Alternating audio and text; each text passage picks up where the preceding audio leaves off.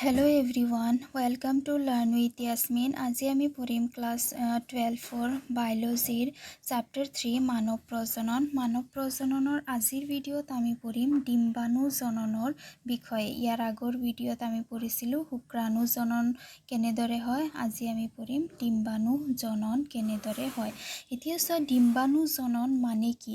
তাৰমানে শুক্ৰাণু জননত কি হয়, যি প্ৰক্ৰিয়াৰ দ্বাৰা শুক্ৰাণুৰ সৃষ্টি হয় সেই প্ৰক্ৰিয়া কি বুলি কোৱা হয়? শুক্ৰাণু জনন বুলি কোৱা হয়। তেনেহলে ডিম্বাণু জনন কি হ'ব? যি প্ৰক্ৰিয়াৰ দ্বাৰা ডিম্বাশয়ত ডিম্বাণুৰ সৃষ্টি হয় সেই প্ৰক্ৰিয়াক কি বুলি কোৱা হয়? ডিম্বাণু জনন বুলি কোৱা হয়। যি প্ৰক্ৰিয়াত কি হয়, ডিম্বাশয়ৰ ভিতৰত একোটা পৈণত স্ত্ৰী জনন কোষ মানে হৈছে কি? ডিম্বাণু। এই স্ত্ৰী জনন কোষৰ সৃষ্টি হয় সেইটো প্ৰক্ৰিয়া কি বুলি কোৱা হয়? ডিম্ব জনন বুলি কোৱা হয়। এতিয়া চোৱা, যেটো শুক্ৰাণু জনন আছিল, শুক্ৰাণু জননটো কি হয় যে গোটেই জীৱনটোৱে হৈ থাকে। শুক্ৰাণুৰ সৃষ্টি গোটেই লাইফ টাইমলৈকে হৈ থাকে। কিন্তু ডিম্বাণু জনন যিটো প্ৰক্ৰিয়া, সেইটো প্ৰক্ৰিয়া আৰম্ভ হয় যেতিয়া ছোৱালী সন্তান এটা মাকৰ গৰ্ভত থাকে। তাৰমানে যেতিয়া ভ্ৰূণ অৱস্থাত থাকে, ভ্ৰূণৰ যেতিয়া বিকাশ হৈ থাকে সেইটো সময়ত ডিম্বাণু জনন প্ৰক্ৰিয়া হয়। তাৰমানে ডিম্বাণুসমূহৰ সৃষ্টি হ'বলৈ ধৰে। এয়া চোৱা, শুক্ৰাণু জনন প্ৰক্ৰিয়াটোতকৈ এই প্ৰক্ৰিয়া একেবাৰে পৃথক, কাৰণ এই প্ৰক্ৰিয়া লাইফ লং চলি নাথাকে। ভ্ৰূণ অৱস্থাত স্ত্ৰী ভ্ৰূণৰ বিকাশৰ পৰ্যায়তে ডিম্বাণু জনন প্ৰক্ৰিয়া আৰম্ভ হয়। তাৰপিছত এনেদৰে যেতিয়া ভ্ৰূণ অৱস্থাত থাকে তেতিয়া বহুত মিলিয়ন জনন মাতৃকোষ, তাৰমানে কি অণ্ডজনী কোষৰ সৃষ্টি হয়। অণ্ডজনী কোষ তাৰমানে ডিম্বাণুৰ কেতিয়া সৃষ্টি হয়? যেতিয়া ভ্ৰূণ অৱস্থাত থাকে, মাতৃৰ দেহত থাকে, মাতৃৰ ভিতৰত থাকে, সেইটো সময়ত বহুত ভ্ৰূণৰ সৃষ্টি হয়। মিলিয়ন ভ্ৰূণৰ এইবাৰ সৃষ্টি হয়। তাৰপিছত যেতিয়া সন্তানটো জন্ম হয়, ছোৱালী সন্তানটো জন্ম হয়, জন্ম হোৱাৰ পিছত আৰু কোনো ধৰণৰ ডিম্বাণু জনন প্ৰক্ৰিয়া নহয়। জন্মৰ পিছত ডিম্বাণু জনন প্ৰক্ৰিয়া, ডিম্বাণুৰ সৃষ্টি শেষ হৈ যায়। মিলিয়নছ অফ ডিম্বাণুৰ সৃষ্টি হয় যেতিয়া মাতৃৰ পেটৰ ভিতৰত থাকে। জন্ম হোৱাৰ পিছত, ভূমিষ্ঠ হোৱাৰ পিছত আৰু কোনো ধৰণৰ ডিম্বাণুৰ সৃষ্টি নহয়। তাৰপিছত এইবোৰ যে কোষৰ যে সৃষ্টি হ'ল, ডিম্বাণু কোষৰ বা জনন মাতৃকোষৰ যে সৃষ্টি হ'ল, এই জনন মাতৃকোষবোৰৰ কি হ'বলৈ ধৰে? মিঅ'চিছ বিভাজন হ'বলৈ ধৰে। এতিয়া তোমালোকে কোষ বিভাজন চেপ্টাৰত আদ্য স্তৰ কি হয় এইবোৰ পঢ়িছিলা। মিঅ'চিছ বিভাজন হ'বলৈ ধৰে আৰু প্ৰথম আদ্য স্তৰত কিছু সময়ৰ কাৰণে এই প্ৰক্ৰিয়া কি হৈ যায়? পজ হৈ যায়, বন্ধ হৈ যায়। বুজি পাইছানে? যেতিয়া সন্তান জন্ম হয়, জন্ম হোৱাৰ পিছত কি হ'বলৈ ধৰে? মিঅ'চিছ বিভাজন হ'বলৈ ধৰে। আৰু প্ৰথম আদ্য স্তৰত কিছু সময়ৰ কাৰণে এই মিঅ'চিছ বিভাজন বন্ধ হৈ যায়। যেতিয়া মিঅ'চিছ বিভাজন বন্ধ হৈ যায় তেতিয়া এই জনন কোষটোক কি বুলি কোৱা হয়? জনন কোষটোক কোৱা হয় প্ৰাথমিক অণ্ডকোষ, প্ৰাইমাৰী ওচাইট বুলি কোৱা হয়। বুজি পাইছানে? তাৰমানে জন্মৰ পিছত মিঅ'চিছ বিভাজন হ'বলৈ ধৰে, ডিম্বাণু জনন নহয় কিন্তু মিঅ'চিছ বিভাজন হ'ব ধৰে। আৰু এটা সময়ত এই মিঅ'চিছ বিভাজন প্ৰক্ৰিয়াটো কিছু সময়ৰ কাৰণে ৰৈ যায়। যেতিয়া মিঅ'চিছ বিভাজন ৰৈ যায় তেতিয়া কোষবোৰক কোৱা হয় প্ৰাথমিক অণ্ডকোষ। আৰু প্ৰতিটো অণ্ডকোষ কি হয়? এটা কোষৰ আৱৰণিৰ দ্বাৰা আবৃত হৈ পৰে আৰু এই কোষবোৰক কোৱা হয় গ্ৰেনুলোচা নামৰ এটা কোষৰ আৱৰণিৰে প্ৰতিটো জনন মাতৃকোষ আবৃত হৈ পৰে। যেতিয়া কোষৰ আৱৰণিয়ে প্ৰতিটো জনন মাতৃকোষক আবৃত কৰি ৰাখে তেতিয়া ইয়াক কোৱা হয় প্ৰাথমিক ফলিকুল। ভালদৰে এটেনশ্যন দিবা। তাৰমানে কি হয় যে যেতিয়া কোষ বিভাজন ৰৈ যায় তেতিয়া যি কোষটোক কোৱা হয় প্ৰাথমিক অণ্ডকোষ। তাৰপিছত এই অণ্ডকোষটোক লাহে লাহে এটা কোষৰ আৱৰণিয়ে যেতিয়া আবৃত কৰি ৰাখে তেতিয়া এই অৱস্থাটোক কি বুলি কোৱা হয়? প্ৰাথমিক ফলিকুল অৱস্থা বুলি কোৱা হয়। তাৰপিছত নাৰীৰ জন্ম হ'ল, তাৰমানে ছোৱালী সন্তান এটা জন্ম হ'ল। জন্ম হোৱাৰ পৰা যৌৱন প্ৰাপ্তিৰ বয়স পোৱালৈকে এইটো সময়লৈকে কি হৈ যায় যৌৱন প্ৰাপ্তি হোৱালৈকে ইমানখিনি সময়ত বহুত ডিম্বাণু বহুত অণ্ডকোষ বা জননকোষ ইয়াতে ধ্বংস হৈ যায়। জননকোষসমূহ কিয় ধ্বংস হৈ যায়? কাৰণ এইটো সময়ত নিষেচন হ'ব নোৱাৰে। যেতিয়ালৈকে প্ৰজননকাল নাপায় প্ৰাণী এটাই মানুহে তেতিয়া কি হ'ব নোৱাৰে? নিষেচন হ'ব নোৱাৰে। নিষেচন হ'ব নোৱাৰাৰ কাৰণে বহুত অণ্ডকোষ কি হৈ যায়? বেয়া হৈ যায়। মিলিয়ন অফ অণ্ডকোষৰ সৃষ্টি হয়, কিন্তু তাৰে বহু হাজাৰ অণ্ডকোষ এই ভ্ৰূণ অৱস্থাৰ পৰা যৌৱন প্ৰাপ্তিৰ সময় পোৱালৈকে প্ৰজননকাল পোৱালৈকে কি হৈ যায়? নষ্ট হৈ যায়। গতিকে কিমান ডিম্বাশয় ৰৈ যায়? ডিম্বাণুত মাত্ৰ 60,000 to 80,000হে ডিম্বাণু ৰৈ যায়। তাৰমানে প্ৰাথমিক অণ্ডকোষ কিমান ৰৈ যায়? 60 to 80,000। কিন্তু পুৰুষৰ ক্ষেত্ৰত কি হয়? শুক্ৰাশয় এবাৰ প্ৰজননত মিলিয়নছ অফ শুক্ৰাশয় ইহঁতে এৰি দিয়ে। চ' ডিম্বাণুৰ সৃষ্টি শুক্ৰাণুৰ সৃষ্টিতকৈ যথেষ্ট পৰিমাণে কম হয়, কাৰণ ডিম্বাণুটো কি হয়? নন মটাইল। ডিম্বাণু লৰচৰ কৰিব নোৱাৰে। ডিম্বাণুৰ ওচৰলৈ কি আহে? শুক্ৰাণু আহিব লাগে। চ' আহোঁতে বহুত শুক্ৰাণু বেয়া হৈ যায়। কিছুমান শুক্ৰাণু এনেকুৱা থাকে যাৰ নিজে নাথাকে। গতিকে শুক্ৰাণু বেছিকৈ সৃষ্টি হয় যাতে এইটো যিটো লছ শুক্ৰাণুৰ ডিম্বাণুলৈকে যাওঁতে যে শুক্ৰাণুৰ যে লছ হয়, সেই লছ হোৱাৰ পিছতো যাতে নিষেচন হ'ব পাৰে, সেইকাৰণে শুক্ৰাণুৰ সৃষ্টি ডিম্বাণুৰ সৃষ্টিতকৈ বেছি হয়।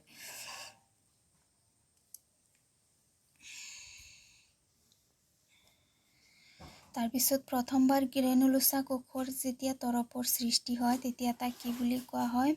প্ৰাথমিক ফলিকুল বুলি কোৱা হয়। হয়নে? তাৰ পিছত কি হৈ যায়? এটা সময়ৰ পিছত আকৌ চাৰিওফালে আৰু এটা কোষৰ আৱৰণিৰ সৃষ্টি হয়। এই কোষৰ আৱৰণি হৈ পেলাই বেষ্টনীৰ সৃষ্টি হয়। বেষ্টনী মানে তোমালোকে জানা কাপ, আগৰ চেপ্টাৰত পাইছিলা। তাৰমানে কোষৰ চাৰিওফালে এইটো যিটো প্ৰাথমিক অণ্ডকোষৰ সৃষ্টি হয়, ইয়াৰ চাৰিওফালে এটা কাপোৰ দৰে আকৌ কিহৰ সৃষ্টি হৈ যায়? গ্ৰেনুলোচা কোষৰ আৱৰণিৰ সৃষ্টি হয়। আৰু যেতিয়া দ্বিতীয়বাৰ আকৌ গ্ৰেনুলোচা কোষৰ আৱৰণি আবৃত কৰে, এনে অৱস্থাক ইয়াত দ্বিতীয় ফলিকুল অৱস্থা বুলি কোৱা হয়। প্ৰথমবাৰ যেতিয়া গ্ৰেনুলোচা কোষৰ আৱৰণিয়ে অণ্ডকোষটোক প্ৰাথমিক অণ্ডকোষটোক আৱৰে তেতিয়া তাক কি বুলি কোৱা হয়? প্ৰাথমিক ফলিকুল বুলি কোৱা হয়। দ্বিতীয়বাৰ আকৌ যেতিয়া গ্ৰেনুলোচা কোষে ফলিকুলক আবৃত কৰে তেতিয়া তাক দ্বিতীয় ফলিকুল বুলি কোৱা হয়। চ' এতিয়া কি হ'ল? দ্বিতীয় ফলিকুলটো যেতিয়া সৃষ্টি হৈ যায়, দ্বিতীয় ফলিকুলত কি থাকে? দুটা গ্ৰেনুলোচা কোষৰ আৱৰণি থাকে। দুটা গ্ৰেনুলোচা কোষৰ আৱৰণিৰ দ্বাৰা যেতিয়া কি হয়? দ্বিতীয় ফলিকুলটো সৃষ্টি হৈ যায়, তেতিয়া দ্বিতীয় ফলিকুলৰ ভিতৰত এটা গহ্বৰৰ দৰে সৃষ্টি হয় য'ত তৰল পদাৰ্থ থাকে। যেতিয়া দ্বিতীয় ফলিকুলৰ ভিতৰত গহ্বৰৰ সৈতে তৰল পদাৰ্থৰে পৰিপূৰ্ণ হয়, তেতিয়া ইয়াক তৃতীয় ফলিকুল বুলি কোৱা হয়, বা এই গহ্বৰৰ যে সৃষ্টি হয় ইয়াক কোটৰ বুলিও কোৱা হয়। টাৰ্মবোৰ মনত ৰাখিবা। দ্বিতীয় ফলিকুলৰ ভিতৰত ক্ৰমান্বয়ে এটা তৰল পদাৰ্থৰে পৰিপূৰ্ণ গহ্বৰৰ সৃষ্টি হয়, ইয়াক কোটৰ বোলে। আৰু কোটৰযুক্ত ফলিকুলটোক কি বুলি কোৱা হয়? তৃতীয় ফলিকুল বুলি কোৱা হয়। এতিয়া যে বেষ্টনীৰ যে সৃষ্টি হয়, কাপোৰ দৰে আৱৰণিৰ যে সৃষ্টি হয়, এই কাপোৰ দৰে আৱৰণিটোত দুটা তৰপ থাকে। ইয়াৰ যিটো ভিতৰৰ তৰপ থাকে, ভিতৰৰ তৰপটোক কোৱা হয় অন্তঃবেষ্টন, তাৰমানে ভিতৰৰ ফালৰ আৱৰণি। চ' কি হয় যে বেষ্টনী যিটো গ্ৰেনুলোচা কোষৰ দ্বিতীয় তৰপ যিটো সৃষ্টি হয়, সেইটো কি হয়? বেষ্টনীৰ দৰে হয়। চ' বেষ্টনীটো দুটা তৰপ থাকে। ভিতৰৰ তৰপটোক কোৱা হয় অন্তঃবেষ্টনী, তাৰমানে কি হয়? বেষ্টনীৰ ভিতৰৰ তৰপ, আৰু বাহিৰৰটোক কোৱা হয় বাহ্য বেষ্টন, তাৰমানে বেষ্টনীৰ বাহিৰৰ তৰপ। এতিয়া কি হয়? যিটো তৃতীয় ফলিকুলৰ ভিতৰত কি আছিল? তৃতীয় ফলিকুল মানে কি? আৱৰণি, কোষৰ আৱৰণি। ফলিকুলৰ ভিতৰত কি আছিল? অণ্ডকোষ, হয়নে? অণ্ডকোষৰ চাৰিওফালে কোষৰ আৱৰণিৰ সৃষ্টি হয়। যেতিয়া তৃতীয় ফলিকুল অৱস্থাত পায়, দুটা কোষৰ আৱৰণিৰ সৈতে যেতিয়া কি হয়? দুটা কোষৰ আৱৰণিৰ সৈতে যেতিয়া অণ্ডকোষটো আবৃত হৈ পৰে তেতিয়া অণ্ডকোষটো আকাৰত অকণমান বৃদ্ধি পাবলৈ ধৰে। যেতিয়া অণ্ডকোষটো অকণমান বৃদ্ধি পায় আকাৰত তেতিয়া ই কি কৰে, মিঅ'চিছ বিভাজন কৰে। মিঅ'চিছ বিভাজন মানে কি, হ্ৰাসাত্মক বিভাজন। হ্ৰাসাত্মক বিভাজনত কি হয়, কোষৰ সংখ্যা 50% হৈ যায়, হাফ হৈ যায় হয়নে। যেতিয়া ই অকণমান ডাঙৰ হয়, ডাঙৰ হোৱাৰ পিছত ই কি কৰিবলৈ ধৰে, হ্ৰাসাত্মক বিভাজন কৰে। হ্ৰাসাত্মক বিভাজনৰ ফলত দুটা অসমান আকৃতিৰ কোষৰ সৃষ্টি হয়। আমি শুক্ৰাণু জননত চাইছিলোঁ হ্ৰাসাত্মক বিভাজনত দুটা সমান কোষৰ সৃষ্টি হয়, কিন্তু ইয়াতে কি হ'ব, যেতিয়া হ্ৰাসাত্মক বিভাজন হয় তেতিয়া ইয়াত অসমান কোষৰ সৃষ্টি হয়। ইয়াৰে এটা কোষ ডাঙৰ হয় আৰু এটা কোষ সৰু হয়। ডাঙৰ কোষটোক কি বুলি কোৱা হয়, দ্বিতীয় অণ্ডকোষ বুলি কোৱা হয় আৰু এটা ক্ষুদ্ৰ আকৃতিৰ এগুণ ক্ৰমজমযুক্ত মেৰুকাইৰ সৃষ্টি হয়। বুজি পাইছেনে? এটা ক্ষুদ্ৰ আকৃতিৰ কোষৰ সৃষ্টি হয় যাক কোৱা হয় মেৰুকাই। এইটো এগুণ ক্ৰমজমযুক্ত মিঅ'চিছ বিভাজন হৈছে, গতিকে ইয়াতেও n সংখ্যক ক্ৰমজম থাকে। এটা ডাঙৰ কোষৰ সৃষ্টি হয় যাক কোৱা হয় দ্বিতীয় অণ্ডকোষ। দ্বিতীয় অণ্ডকোষতো ক্ৰমজমৰ সংখ্যা থাকে n সংখ্যক। এতিয়া যিটো মেৰুকাই আছে, মেৰুকায়ত বৰ বেছি এটেনশ্যন দিয়া হোৱা নাই, কাৰণ মেৰুকায়ৰ একো দৰকাৰ নহয়। দৰকাৰ হৈছে কি আমাৰ দ্বিতীয় অণ্ডকোষৰ। যেতিয়া দ্বিতীয় অণ্ডকোষৰ সৃষ্টি হয়, দ্বিতীয় অণ্ডকোষটোৱে এইবাৰ আকৌ মিঅ'চিছ কোষ বিভাজন কৰে, হ্ৰাসাত্মক কোষ বিভাজন কৰে। হ্ৰাসাত্মক কোষ বিভাজন কৰি আকৌ দুটা অসমান কোষৰ সৃষ্টি কৰে। ইয়াৰে যিটো সৰুটো সেইটোক কি বুলি কোৱা হয়, প্ৰথমটো মেৰুকাই কোৱা হয় প্ৰথম মেৰুকাই। আকৌ দ্বিতীয়বাৰ যেতিয়া মেৰুকাই সৃষ্টি হয় তেতিয়া তাক দ্বিতীয় মেৰুকাই বুলি কোৱা হয়। আৰু যিটো ডাঙৰ কোষৰ সৃষ্টি হয় সেই ডাঙৰ কোষটোক কোৱা হয় ডিম্বাণু। এতিয়া কি হৈ গ'ল, ডিম্বাণুৰ সৃষ্টি হৈ গ'ল।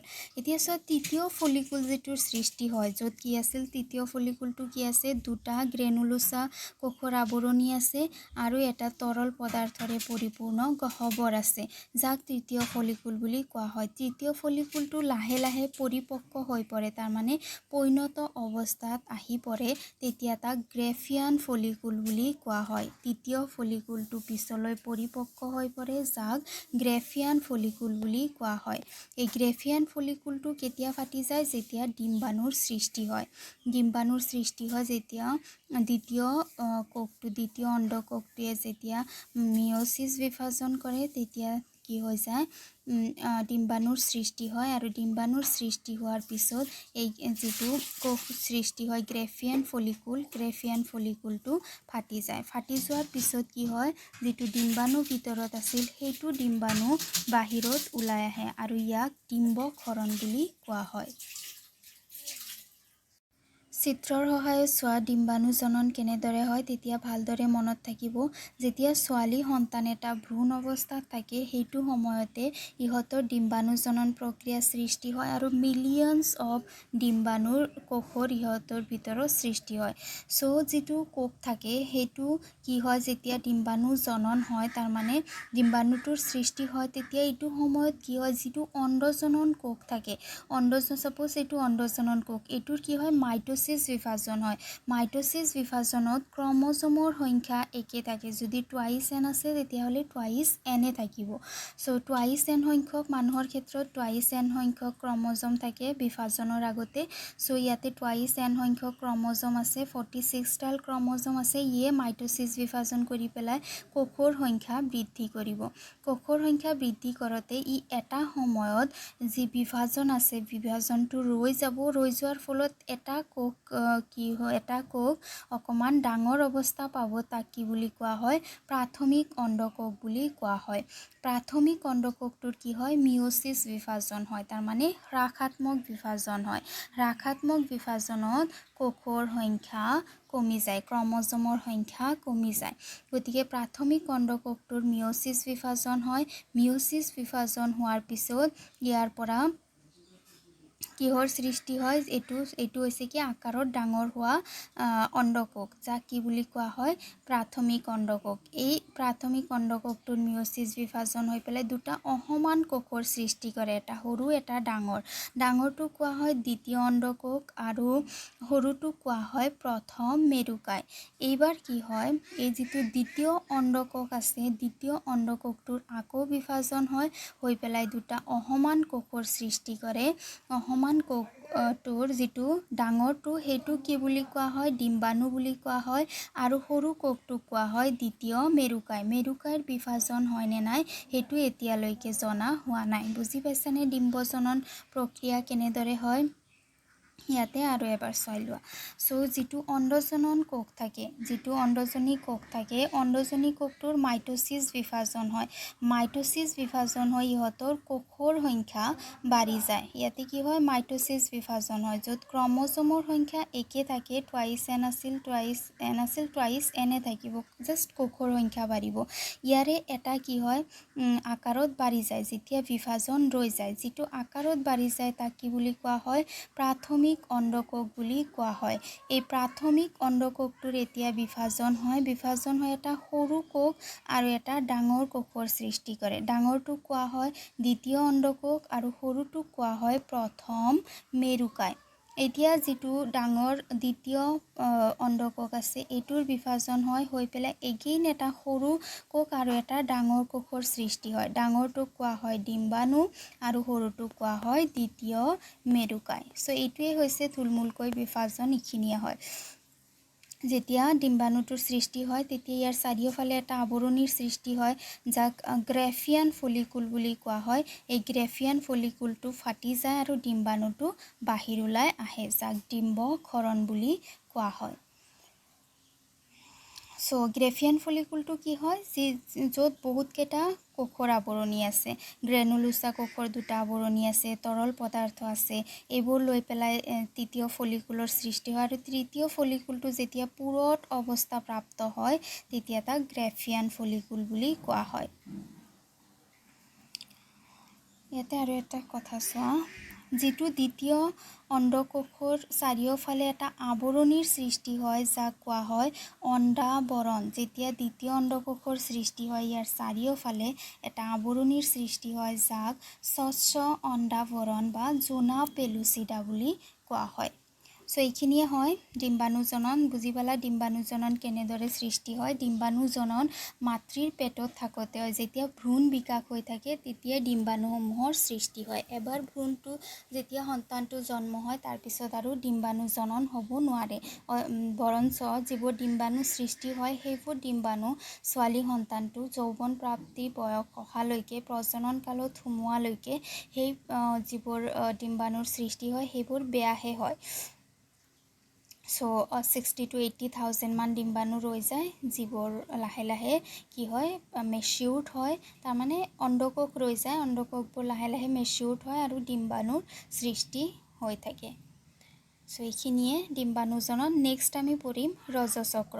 তোমালোকে যদি এতিয়ালৈকে চেনেল ছাবস্ক্ৰাইব কৰা নাই প্লিজ ছাবস্ক্ৰাইব কৰি দিবা, আৰু যদি আজিৰ ভিডিঅ' ভাল লাগিছে ভিডিঅ' লাইক কৰিবা, বন্ধু বান্ধৱৰ সৈতে ভিডিঅ' শ্বেয়াৰ কৰিবা। Thank U.